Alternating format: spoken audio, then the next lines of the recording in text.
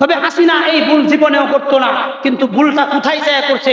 আজকে একটা কথা বইলা দেই, জীবনে তো রাজনৈতিক কথা বলি নাই, তবে আজকে একটা রাজনীতির বাহিরে সুন্দর একটা কথা শুনেন। হেফাজতের 5 মেতে 2013 সনে হাসিনা যখন রাত্রিবেলা এতগুলো আলেম মাইরা পরের দিন পরিষ্কার কইরা সাইরা হাসিনা যখন বলছিল যে এরা জঙ্গি, শরীরে রক্ত মাইয়া কি জানি কয় লাল দাগ মাইখা তারা শুয়ে আসিল, যখন পুলিশ দৌড়ান দিছে তখন তারা দৌড় দিয়া পালায়া গেছে গা। ওই সময় যদি আমাদেরকে মানুষ মনে করতো, হুজুর মনে না কইরা, কথাটা বুঝেন নাই, ওই সময় আমাদেরকে বিশ্বের মাঝে জঙ্গি বানায় সাইরা, টেররিস্ট বানায় সাইরা সে যে এতগুলো হত্যাকাণ্ড করছে, ওই সময় আমাদেরকে যদি সে শুধুমাত্র মানুষ মনে করত, হুজুর মনে না কইরা, মানুষ মনে করত হুজুর মনে না কইরা, তাহলে 2024-এ এই যে স্বৈরাচারীর যে পুলিশ লীগ আছে, এই পুলিশ লীগের এত সাহস হইতো না এতগুলো গুলি চালায়া এতগুলো মানুষ মারা। ওই সময় ওইটা হজম করে ফেলাইছে, হজম করে ফেলাইছে। কিভাবে হজম করছে? এমন ভাবে হজম করছে যে এরা টেররিস্ট, এরা যদি রাষ্ট্র ক্ষমতায় আসে তাহলে এই দেশে জঙ্গি হবে, এই দেশে মাজার ভেঙে দিবে, এই দেশে মূর্তি ভেঙে দিবে, সবকিছু ভেঙে দিবে। ইতিহাস সাক্ষী, বাংলাদেশে স্বাধীনতার পর থেকে যতগুলো মূর্তি বাঁধা হয়েছে, এই সবচেয়ে 97 মূর্তি বাঁধা হয়েছে আওয়ামী লীগ সরকারের আমলে, রাজনৈতিক কারণে এবং রাজনৈতিক দৈন্যদশার কারণে। এছাড়া আর কোনো কারণে ধর্মীয় দাঙ্গা লেগে একটা মূর্তির উপর, একটা মন্দিরের উপর কোনোদিন আক্রমণ হয় নাই। কথা ঠিক না ঠিক? কিন্তু এই আওয়ামী লীগ একের পরে এক একটার পরে একটা ঘটনা ঘটাইছে, মানুষের দৃষ্টি অন্যদিকে নিছে।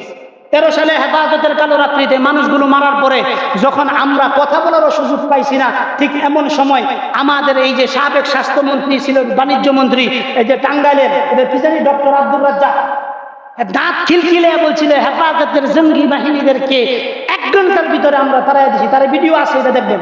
দাঁত কেলায় বলছিল, দাঁতে কামড় দিয়া, অর্থাৎ কি পরিমাণ জিদে তারা এই কাজটা করছে। ওই সময় তাদেরকে আলেম মনে করছে, হুজুর মনে করছে, মানুষ মনে করে নাই। পুলিশও এবারকার এদেরকে ছাত্র মনে করছে, ছাত্র শিবির মনে করছে, ছাত্র দল মনে করছে, তারপরে মাদ্রাসার হুজুর মনে করছে। এইটা মনে করে নাই যে এগুলো ছাত্র, এটা মনে করে নাই, এটা মনে করে নাই। এটা মনে করলে আলাইকুমুল কিতাল ওয়া হুয়া কুরহুল লাকুম, আল্লাহ তাআলা জিহাদ ফরজ করেছেন, এই বিধানের সাথে তারা কখনো গাদ্দারি করে, এই বিধানের সাথে তারা কখনো কি করে না, গাদ্দারি করে নাই। কিন্তু আরব রাষ্ট্রগুলো গাদ্দারি করছে। আরব রাষ্ট্রগুলো কি করছে? এই গাদ্দারি করার কারণে আল্লাহ তাআলা আমেরিকার মতো জারদ রাষ্ট্রগুলোর গোলামি করার জন্য আরব রাষ্ট্রের নেতাদেরকে লাগায় দিয়েছেন যে তাদের গোলামি। কথা ঠিক না বেঠিক? আপনি যখন নিজের পরিচয় ভুলে যাবেন, আপনি যে সিংহের জাতি, এই পরিচয় যখন আপনি জাতিসত্তার পরিচয় ভুলে যাবেন, তখন কাউয়ার বাচ্চার গোলামি আপনাকে করতে হবে। কথা ঠিক না বেঠিক করে? এই কাউয়ার বাচ্চাদের গোলামি করতে হবে। আর আপনি যখন নিজের পরিচয় জানবেন, আমি মুসলমান, আমি যদি যুদ্ধ করে বেঁচে থাকি তাহলে আমি গাজী, আর যদি আমি মরে যাই তাহলে আমি শহীদ, আমি শহীদ। শহীদের কি মর্যাদা! কিয়ামতের ময়দানে আল্লাহ তাআলা সমস্ত মানুষের হিসাব কিতাব নেবেন, কিন্তু একটি মাত্র জাতি থাকবে যাদের কোনো হিসাব নেবেন না। তাদের ভুলভ্রান্তিগুলো যদি থেকেও থাকে, তাদের কর্জে হাসানাগুলো যদি থেকে থাকে, এই সব কিছু আল্লাহ তাআলা জিহাদরত অবস্থায় যেই বান্দা শাহাদাত বরণ করেছেন তার পক্ষ থেকে আল্লাহ তাআলা তার দায় মুক্তি করে দিবেন। এই সানবক্সের সানটা একটু বাড়াও স্যার। তার পক্ষ থেকে আল্লাহ তাআলা কি দিয়ে দিবেন? দায় মুক্তি দিয়ে দিবেন। যে একজন শহীদ মারা গেছে, সে দেখা গেছে 10 লক্ষ টাকা ঋণ আছে, আল্লাহ তাআলা যেই ব্যক্তি ঋণ পায় ওই ব্যক্তিও কইবেন তার উসিলা তুইও জান্নাতে যা, তার উসিলা তুইও কি হয়ে যা, জান্নাতে চলে যা। কিন্তু তারপরেও তার হিসাব নেবেন না। কে নেবেন না? আল্লাহ তাআলা নেবেন। কি জন্য? সে আল্লাহর দ্বীনকে প্রতিষ্ঠা করার জন্য, আল্লাহর জমিনে আল্লাহর দ্বীনকে কায়েম করার জন্য সে যুদ্ধ করতে করতে শাহাদাত। এজন্য নিজের জাতিসত্তার পরিচয় যারা জানে না, তাদের মতো বেহায়া নির্লজ্জ আর কোন জাতি এই জাতির ভিতরে। বদরের যুদ্ধ কায়েম হলো, মক্কার মুশরিকরা সশস্ত্র বাহিনী নিয়ে মদিনার মধ্যে যখন আক্রমণ করলো, আল্লাহ তাআলা যখন আয়াত নাযিল করলেন উদিনা লিল্লাযিনা ইউকাতালুনা বিআন্নাহুম যুলিমু, আল্লাহ তাআলা আয়াত নাযিল করলেন নবী এখন থেকে আপনাকে আমি যুদ্ধের অনুমতি দিতেছি। আল্লাহ তাআলা যুদ্ধের আদেশ দিলেন। এই যে যুদ্ধের আদেশ আল্লাহ তাআলা দিলেন, তারপরেই সাহাবায়ে কেরাম ভাঙা ভাঙা তলোয়ার নিয়ে, অস্ত্র শস্ত্র নাই, কোনো কিছু নাই, তারপরেও আল্লাহ তাআলার হুকুমের আদেশে জিহাদের ময়দানে ঝাঁপিয়ে পড়ে 313 জনের বাহিনী 1000 সুসজ্জিত বাহিনীর মোকাবেলায় আল্লাহ তাআলা বদরের যুদ্ধে মুসলমানদেরকে বিজয় দান করেছেন। এই যে জিহাদ আসলো, এই জিহাদ আসার পরে এই জিহাদের দ্বারা কি ফায়দা হইল এটা আগে দেখার বিষয়। দেখেন আল্লাহ রাসূল সাল্লাল্লাহু আলাইহি ওয়াসাল্লাম নিজ থেকে কখনো জিহাদ করেন নাই এবং জিহাদ করার জন্য তিনি কখনো উদ্বুদ্ধ করেন নাই, কিন্তু আল্লাহ তাআলা উদ্বুদ্ধ করেছেন, নবী আপনি মক্কার ভিতরে অনেক অত্যাচার সহ্য করেছেন, নির্যাতন সহ্য করেছেন, এখন নবী আপনাকে আর নির্যাতন সহ্য করতে হবে না। কেউ আঘাত করবে আপনি তার প্রতিঘাত করবেন, কেউ আপনাকে আক্রমণ করবে আপনি সেটার প্রতিঘাত করবেন। এই প্রতিঘাতের ধারাবাহিকতা চলতে চলতে কোথায় গিয়ে ঠিকছে যে আল্লাহ রাসূল তার নিজের জীবদ্দশায় 27টি যুদ্ধ নিজে সেনাপতি থেকে পরিচালনা করছেন। জুড়ে বলেন সুবহানাল্লাহ। এই যে আল্লাহ রাসূল সাল্লাল্লাহু আলাইহি ওয়াসাল্লাম নিজে 27টা যুদ্ধ পরিচালনা করেছেন, এইটা কি এমনি এমনি হয়েছে না। মুসলমানদের প্রতিটা যুদ্ধের ভিতরে যতটা না তারা যুদ্ধের রণকৌশল রপ্ত করেছেন, তার চাইতে বেশি তারা যেটা রপ্ত করেছিলেন সেটা হলো সিজদার মাধ্যমে আল্লাহ তাআলার সাহায্য করলেন। সিজদার মাধ্যমে আল্লাহ তাআলার কাছে কি চাইছেন? সাহায্য চাইছেন। এই সাহায্য চাওয়ার কারণেই আল্লাহ তাআলা পদে পদে মুসলমানদেরকে বিজয় দান করেছেন। মুসলমানদেরকে বিজয় দান করেছেন। এই বিজয়ের ধারাবাহিকতা কিয়ামত পর্যন্ত চলবে। যদি কেউ কোরআনে কারীমের যে জিহাদের কথা বলা হয়েছে, এই জিহাদের সাথে যদি কেউ ভালোবাসার সম্পর্ক স্থাপন করতে পারে, আফগানিস্তানে যদি 2021 সনে আল্লাহ তাআলা মুসলমানদেরকে বিজয় দান করতে পারেন, এখন পর্যন্ত সেই আল্লাহ তাআলা জীবিত আছেন, মুসলমানদেরকে বিজয় দান করবেন। কথা ঠিক না বেঠিক বলেন? এজন্য জিহাদ ফি সাবিলিল্লাহ কিয়ামত পর্যন্ত চলবে।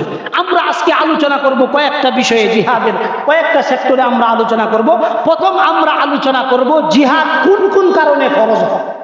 জিহাদ কোন কোন কারণে ফরজ হয় এটা প্রথম নম্বর বিষয়। আপনাদেরকে একটা এক্সাম্পল দিলে সহজে বুঝবেন। এই মুহূর্তে পৃথিবীর ভিতরে সবচেয়ে বেশি ইহুদিদের দ্বারা আক্রান্ত কোন দেশ? সবাই বলেন কোন দেশ? ফিলিস্তিন। ফিলিস্তিনের আশপাশে কোন কোন দেশ আছে? মিশর আছে, ইরান আছে, জর্ডান আছে, আরব রাষ্ট্রগুলো আছে। কথা ঠিক না বেঠিক? এই রাষ্ট্রগুলোর প্রথম দায়িত্ব হলো যারা যুদ্ধ করতেছে, তারা যে যুদ্ধের মধ্যে পারতেছে না, তাদেরকে সহযোগিতা। এখন যদি মনে করেন ইরান সহযোগিতা না করে, জর্ডান যদি সহযোগিতা না করে, তারপরে পাকিস্তান যদি সহযোগিতা না করে, ভালো করে খেয়াল করেন কথাগুলো, অর্থাৎ তার পার্শ্ববর্তী যে রাষ্ট্রগুলো আছে এই রাষ্ট্রগুলো যদি ফিলিস্তিনকে সহযোগিতা না করে, এরপরে যে রাষ্ট্রগুলো আছে এই রাষ্ট্রগুলোর জিম্মাদারি হলো ফিলিস্তিনকে সহযোগিতা, ফিলিস্তিনকে কি করা? সহযোগিতা করা। আপনি ধরে নেন জর্ডানের পরে যে রাষ্ট্রগুলো আছে, আরব রাষ্ট্রগুলো, তারাও সহযোগিতা করতেছেন। তারাও কি করতেছে? সহযোগিতা করতেছে না। তারপরের যে রাষ্ট্রগুলো আছে সেগুলোর দায়িত্ব, তারাও সহযোগিতা করতেছে না। তখন মুসলিম উম্মার উপর ফরজ যে ফিলিস্তিনকে হেফাজত। ফিলিস্তিনকে কি করা? এখন বলেন আমাদের উপর জিহাদ ফরজ কিনা বলেন? ফিলিস্তিনকে রক্ষা করার জন্য আমাদের সকলের উপর এই মুহূর্তে জিহাদ। কিন্তু জিহাদ কিছু কিছু ক্ষেত্রে ফরজ, আবার কিছু কিছু ক্ষেত্রে ফরজ থেকে ফরজ, কিছু কিছু ক্ষেত্রে ফরজ, আবার কিছু কিছু ক্ষেত্রে কি? যদি ফিলিস্তিন রাষ্ট্রের আশপাশে যে রাষ্ট্রগুলো আছে তারা যদি ফিলিস্তিনকে পূর্ণদমে সহযোগিতা করে, তাহলে আমাদের উপর জিহাদ ফরজে কিফায়া হয়ে যাইতেছে। মানে কারা সহযোগিতা করতেছে, আমরা এদিক থেকে দোয়া করব, তাদের জন্য অর্থ সহযোগিতা পাঠাবো, এটা হইলো আমাদের কাজ। কিন্তু কেউ করতেছে না। এজন্য সারা বিশ্বের সমস্ত মুসলমানরা এই মুহূর্তে জিহাদ তরক করার গুনাহ সকলের আমলনামায় লেখা হইতেছে। কি জন্য? কারণ ফিলিস্তিনের বর্তমান যে অবস্থা, এই অবস্থায় মুসলিম মিল্লাতের সকলের উপর জিহাদ ফরজ। সকলের উপর কি? জিহাদ ফরজ। আসলেই কি আমাদের এটা জানা আছে যে আমাদের উপরেও যে এই কাম ফরজ হয়ে রয়েছে? হ্যাঁ, না জানা থাকলেও আমরা বুঝতেছি না, জানা থাকলেও আমরা কি করতেছি না, বুঝতেছি না। কি জন্য বুঝতেছি না? কারণ জিহাদের গুরুত্ব সম্পর্কে আমরা জানি। আন্তর্জাতিক মিডিয়াগুলো, পাশ্চাত্যের মিডিয়াগুলোর প্রথম কাজ ছিল এই জিহাদকে কুলুষিত করা। জিহাদকে কি করা? কুলুষিত করা। কিভাবে কুলুষিত করা? যে জিহাদ নিয়ে যেন মানুষের ভিতরে একটা নেগেটিভ ধারণা থাকে, পরে পজিটিভ ধারণা যেন না থাকে। 96-97 সনে যখন এই যে কি জানি বলে এটা, এই যে এখানে জীবনতলা ওই নুরুবাডার জঙ্গি কাহিনী নিয়ে যখন আমাদের এই দেশে একটা বিশৃঙ্খল অবস্থা তৈরি হলো, তখন মানুষের ভিতরে যে মিডিয়াগুলো, আমাদের এই দেশের মিডিয়াগুলো ছিল, তারা যেইভাবে জঙ্গি নাটক সাজাইছে এবং যেইভাবে জিহাদের বইগুলো বানিয়ে বানিয়ে বিভিন্নভাবে আমাদের ভাইদেরকে বিরক্ত করছে। কিভাবে বিরক্ত করছে? জিহাদের বই পাইলেই হয়েছে, জিহাদ ফি সাবিলিল্লাহ বা জিহাদ সংক্রান্ত কোনো আয়াত আছে এইরকম কোনো বই পাইলেই তারা জঙ্গি বানাইছে। কথা ঠিক না বেঠিক? দীর্ঘ বাংলাদেশের ইতিহাসে দীর্ঘ 25 বছর পর্যন্ত এই জঙ্গি নাটক চলছিল। কথা ঠিক না বেঠিক?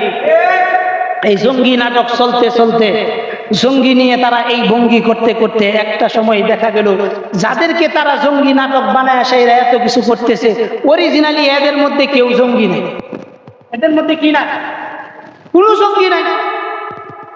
বলে কিভাবে জঙ্গি নাই? তারা এটা কেমনে বুঝলো? এইটার সর্বপ্রথম সাক্ষী হয়েছে সাবেক স্বরাষ্ট্র মন্ত্রী আসাদুজ্জামান খান কামাল। হোলি আর্টিজেনে যখন আক্রমণ হলো, হোলি আর্টিজেনে যখন কি হইল? আক্রমণ হইল। এই আক্রমণের ভিতরে তারা বহু চেষ্টা করছে যে এই দেশের হুজুরদেরকে, মসজিদের ইমামদেরকে, মাদ্রাসার ছাত্রদেরকে কাউকে এই বিষয়ের ভিতরে ইনভাইট করা যায় কিনা। এই সুযোগ আর তারা পাইছে না। পাওয়ার কারণে তারা অনেক রিচার্জ করছে, অনেক চেষ্টা করছে, বহু চেষ্টা করছে। চেষ্টা করার পর শেষ পর্যন্ত যখন কাউকে পাইছে না, শেষ পর্যন্ত তারা ঘোষণা দিতে বাধ্য হয়েছে যে স্কুল, কলেজ, ভার্সিটির ছাত্ররা জঙ্গি কার্যক্রমের সাথে জড়িত, মাদ্রাসার ছাত্ররা জড়িত। স্বরাষ্ট্রমন্ত্রী নিজের কথা যে এই পর্যন্ত মাদ্রাসার কোনো ছাত্র শিক্ষককে আমরা জঙ্গি কার্যক্রমের সাথে সম্পৃক্ত পাইনি। জঙ্গি কি আর জিহাদ কি, এই দুইটার পার্থক্য আমি বলতেছি আগামী মিনিট ইনশাআল্লাহ সময়।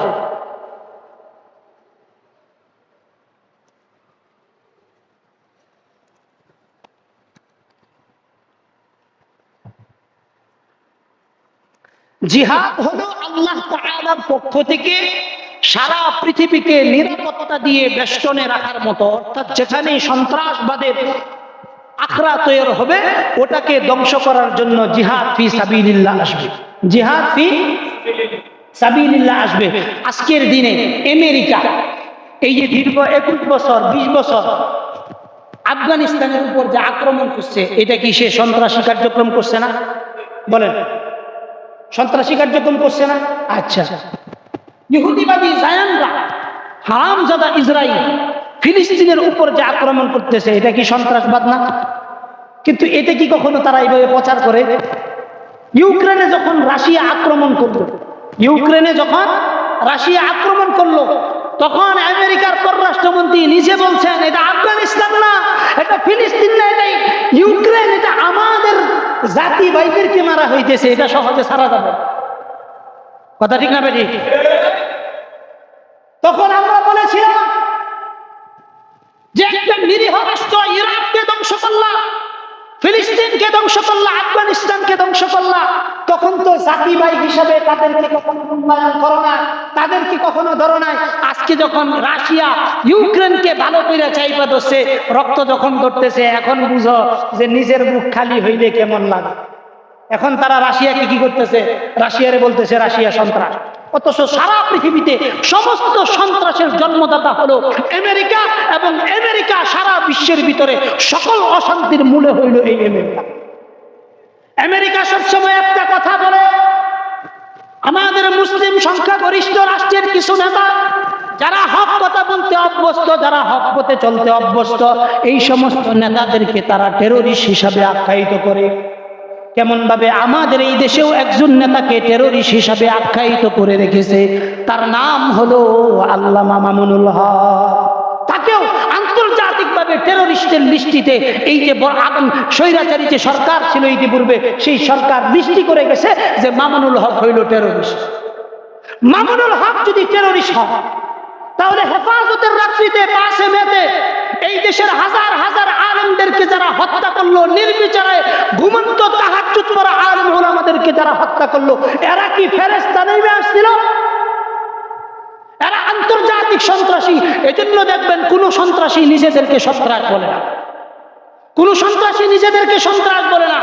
এজন্য আল্লাহর পক্ষ থেকে বিচার আসে। এগুলো মোকাবেলা করার জন্যই আল্লাহ তাআলা জিহাদের বিধান দিয়েছেন, কুতিবা আলাইকুমুল কিতাল, আমি তোমাদের উপর জিহাদ ফরজ করেছি। কি জন্য জিহাদ ফরজ করা হয়েছে? যে এই রকম স্বৈরাচার, এই রকম মিথ্যাবাদী যেই সমস্ত স্বৈরাচার জাতির উপরে আকড়া হয়ে বসে থাকবে, জগদ্দল পাথরের ন্যায় বসে থাকবে, এদেরকে উস্কা দিয়ে পার্শ্ববর্তী দেশের মধ্যে পাঠানোর একমাত্র রাস্তা হইল জিহাদ। একমাত্র রাস্তা কি? জিহাদ। জিহাদ ফি সাবিলিল্লাহ কিয়ামত পর্যন্ত চলবে। যেই জাতি জিহাদকে আঁকড়ে ধরতে পারবে, এই জাতিকে কখনো কেউ কোনোদিন দমায়া রাখতে পারবে। আপনি চিন্তা করেন, আফগানিস্তান 2021 সনে ক্ষমতায় আসছে, তাদের কারেন্সির মান কি অবস্থায় গেছে জানেন? আমেরিকার ডলারের তুলনায় তাদের কারেন্সির মান কোনো দিক থেকে, তাদের কারেন্সির মান কোনো দিক থেকে কি না, কম না। এবং এই বছর তারা জাফরান উৎপাদনে এই পরিমাণ আগায় গেছে যে এই জাফরানের মাধ্যমে তারা প্রায় 3000 কোটি টাকা রাজস্ব আয় করছে। 3000 কোটি টাকা রাজস্ব আয় করছে। শুধু তাই না, এই যে আয়া আছে না, আনার আছে না, আনার যেটারে আমরা কি করি, হ্যাঁ, ডালিম কই।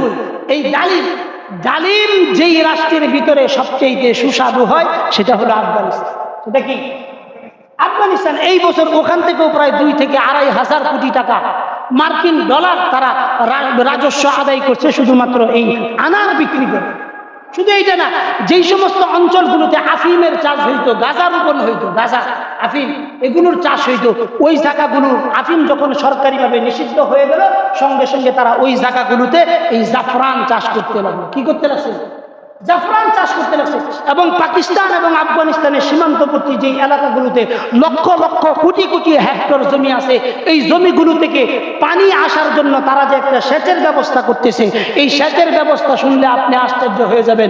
নিজস্ব অর্থায়নে, নিজস্ব টেকনোলজি, নিজস্ব ইঞ্জিনিয়ারিং পদ্ধতির মাধ্যমে তারা এমনভাবে করতেছে যে আপনি আশ্চর্য হয়ে যাবেন যে তাদের উৎপাদনমুখী এই সমস্ত কার্যক্রম দেখে। অথচ মানুষ বলে, তারা বলে যে হুজুররা কালে আল্লাহ তাআলা হুজুরদের মাথায় যেই পরিমাণ বুদ্ধি এবং আকল দিয়েছেন, আমরা যদি আকলওয়ালা না হইতাম তাইলে সমাজের হাজার খারাপ মানুষ, হাজার ভালো মানুষ সবাইকে মেনটেন করে মিম্বর চালানো এটা চাকরি খাট্টি ব্যাপার না। এটা চাকরি খাট্টি ব্যাপার না। আমরা জাতির শ্রেষ্ঠ চালাক এবং বুদ্ধিজীবী, আর বুদ্ধিজীবী হওয়ার কারণেই দেখবেন আওয়ামী লীগওয়ালারাও আমাদের কাছে আসতে হয়, বিএনপিওয়ালারাও আমাদের কাছে আসতে হয়। কি জন্য? কারণ নিরাপদের আশ্রয়ের জায়গা হলো এটা। কি জন্য মানুষ এইটা মনে করে? এই জিনিসটা ভালো করে খেয়াল করেন যে আমাদেরকে আপনারা বোকা মনে করেন না।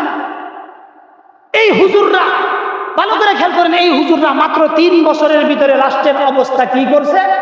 আপনি আগামীতে দেখবেন বাংলাদেশে এই যে পানির ফুলা আসতেছে, বিভিন্ন পানীয় আসতেছে, এই পানীয়গুলো সারা বিশ্ব কেউ আবিষ্কার করতে পারে নাই, নিজস্ব টেকনোলজি দিয়ে তারা আবিষ্কার করে সারা বিশ্বকে তাক লাগিয়ে দিতেছে।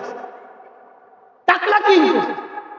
আপনি যখন আল্লাহকে ভয় করবেন, আল্লাহর উপর যখন আপনি পূর্ণ আস্থা রাখবেন, ভূমিকম্প আইলা যখন মোকাবেলা না করে আল্লাহর সাহায্য চাইবেন, আল্লাহ তাআলা আপনাকে সাহায্য করবেন। ঠিক না বেঠিক? এই বছর ফেনী, নোয়াখালী, কুমিল্লা, সিলেটে যেইভাবে বন্যা হইল, যদি ইচ্ছা, একটা সত্য কথা বলেন, এই বন্যার ভিতরে আগেকার সময় আমরা বন্যার সময় যখন ত্রাণ দিতে গেছি, ওইখানের দলীয় নেতাদের হেডামের কারণে আমরা ত্রাণগুলো সঠিকভাবে পৌঁছাইতে পারতাম না।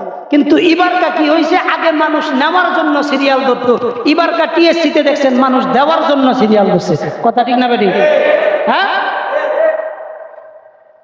আর যদি এইরকম বন্যা হইতো তাহলে বিমানটা যায়, বিমানটা ছবি উড়ে হেরা মায়া কান্না হইতো, মায়া কান্না হইতো।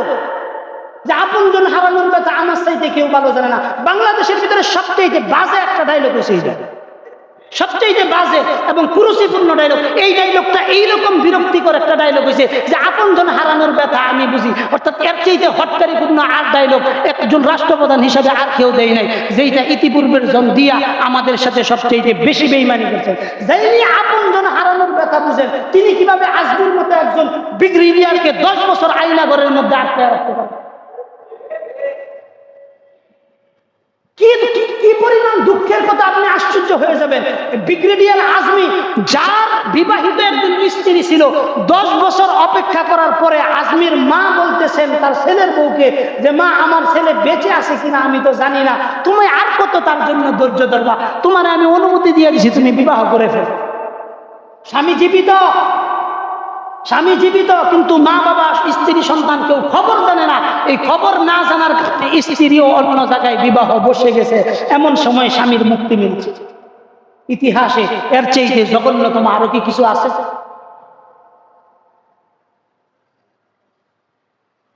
সেই মানুষই আমাদেরকে শোনায় আপনজন হারানোর ব্যথা আমি বুঝি। বাংলাদেশের সবচেয়ে বিরক্তিকর একটা গান আমার কাছে, যে মোরা একটি ফুলকে বাঁচাবো বলে যুদ্ধ করি, এর চাইতে নির্লজ্জ এবং লজ্জাস্কর গান আমার জীবনে আর শুনি নাই। যেইটা আমার বাংলাদেশে চলে, যে মোরা একটি ফুলকে বাঁচাবো বলে যুদ্ধ করি, একটি ফুলকে বাঁচাবো বলে যুদ্ধ করি। তাহলে বৈষম্যবিরোধী ছাত্র আন্দোলনে এতগুলো ছাত্রের লাশ কিভাবে পড়লো? হেফাজতের কালো রাত্রিতে এতগুলো লাশ কিভাবে পড়লো? কেন আমাদের রক্তগুলো জ্বললো? কেন আমাদের গুলিগুলো আমাদের বুকেই চালানো হলো? আপনি চিন্তা করবেন, 57,000 ছাত্র, এরা পঙ্গুত্ব বরণ করছে, চোখ নাই, রাবার বুলেট, রাবার গুলিগুলো এদের শরীরে এমন অবস্থা হয়েছে 150-250 উপরে শরীরের চামড়ার ভিতরে রাবারের বুলেট নিক্ষেপ করা। এই ছেলেরা কোনো সময় বাঁচবেন না, এরা কোনো না কোনো দিন মরে যাবে। এবং যাদের চক্ষু হারানো গেছে, পাওগুলো নষ্ট হয়ে গেছে, এদের জীবনকে আর ফিরিয়ে দেওয়ার কোনো সুযোগ আছে ভাই? তবে হাসিনা এই ভুল জীবনেও করতো না, কিন্তু ভুলটা কোথায় যায় করছে আজকে একটা কথা বইলা দেই। জীবনে তো রাজনৈতিক কথা বলি নাই, তবে আজকে একটা রাজনীতির বাহিরে সুন্দর একটা কথা শুনেন। হেফাজতের 5 মেতে 2013 সনে হাসিনা যখন রাত্রিবেলা এতগুলো আলেম মাইরা পরের দিন পরিষ্কার কইরা সাইরা, হাসিনা যখন বলছিল যে এরা জঙ্গি, শরীরে রক্ত মাইয়া কি জানি কয় লাল দাগ মাইখা তারা শুয়ে আসিল, যখন পুলিশ দৌড়ান দিছে তখন তারা দৌড় দিয়া পালায়া গেছে গা। ওই সময় যদি আমাদেরকে মানুষ মনে করতো, হুজুর মনে না কইরা, কথাটা বুঝেন নাই?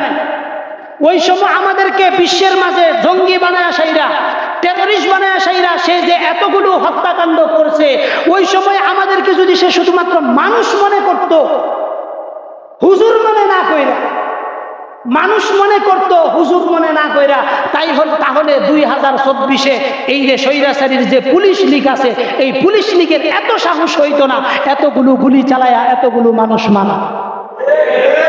ওই সময় ওইটা হজম করে ফেলাইছে, হজম করে ফেলাইছে। কিভাবে হজম করছে? এমন ভাবে হজম করছে যে এরা টেররিস্ট, এরা যদি রাষ্ট্র ক্ষমতায় আসে তাহলে এই দেশে জঙ্গি হবে, এই দেশে মাজার ভেঙে দিবে, এই দেশে মূর্তি ভেঙে দিবে, সবকিছু ভেঙে দিবে। ইতিহাস সাক্ষী, বাংলাদেশে স্বাধীনতার পর থেকে যতগুলো মূর্তি বাঁধা হয়েছে, এই সবচেয়ে 97 মূর্তি বাঁধা হয়েছে আওয়ামী লীগ সরকারের আমলে, রাজনৈতিক কারণে এবং রাজনৈতিক দৈন্যদশার কারণে। এছাড়া আর কোনো কারণে ধর্মীয় দাঙ্গা লেগে একটা মূর্তির উপর, একটা মন্দিরের উপর কোনোদিন আক্রমণ হয় নাই। কথা ঠিক না বেঠিক? কিন্তু এই আওয়ামী লীগ একের পরে এক একটার পরে একটা ঘটনা ঘটাইছে, মানুষের দৃষ্টি অন্যদিকে নিছে। 13 সালে হেফাজতের কালো রাত্রিতে মানুষগুলো মারার পরে যখন আমরা কথা বলারও সুযোগ পাইছি না, ঠিক এমন সময় আমাদের এই যে সাবেক স্বাস্থ্যমন্ত্রী ছিল, বাণিজ্য মন্ত্রী, এই যে টাঙ্গাইলের কি জানি ডক্টর আব্দুর রাজ্জাক, দাঁত খিলখিলে বলছিল হেফাজতের জঙ্গি বাহিনীদেরকে 1 ঘন্টার ভিতরে আমরা তাড়াই দিছি। তার ভিডিও আছে, এটা দেখবেন। দাঁত কেলায় বলছিল, দাঁতে কামড় দিয়া, অর্থাৎ কি পরিমাণ জিদে তারা এই কাজটা করছে। ওই সময় তাদেরকে আলেম মনে করছে, হুজুর মনে করছে, মানুষ মনে করে নাই। পুলিশও এবার এদেরকে ছাত্র মনে করছে, ছাত্র শিবির মনে করছে, ছাত্র দল মনে করছে, তারপরে মাদ্রাসার হুজুর মনে করছে।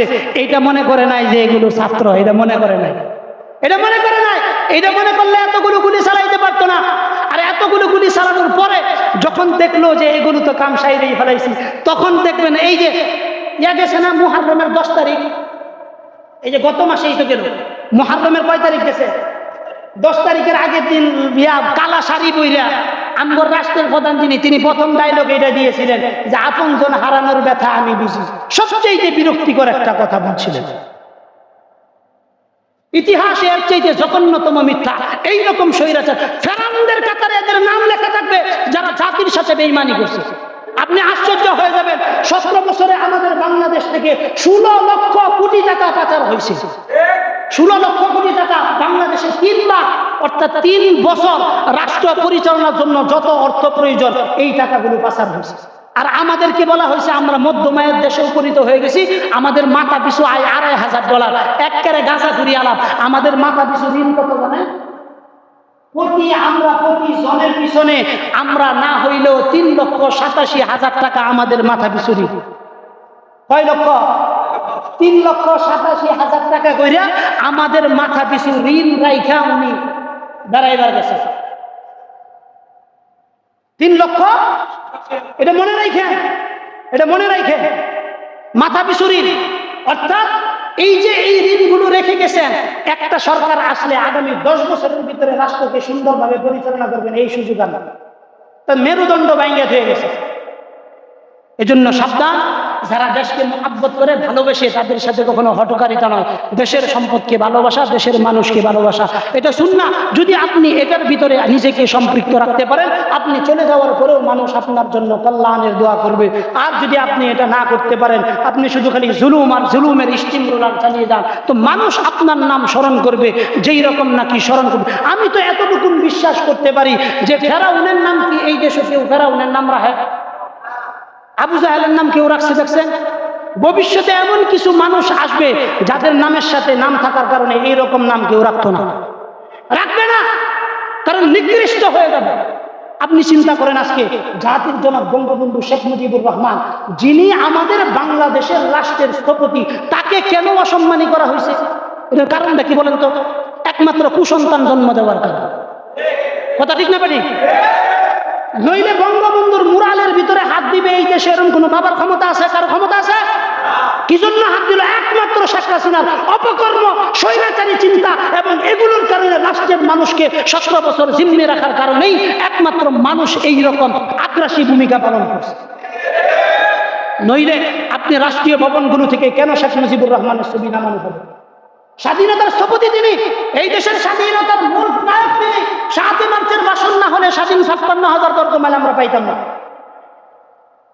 কিন্তু এতটুকুন যার মর্যাদা এত বেশি, তাকে আপনি তার মর্যাদা দুটুকু আপনি দুলিশ্বাস করে গেলেন। 15ই আগস্ট জাতীয় শোক দিবস, এটা বাতিল হলো কি জন্য? আপনার অপকর্মের কারণে।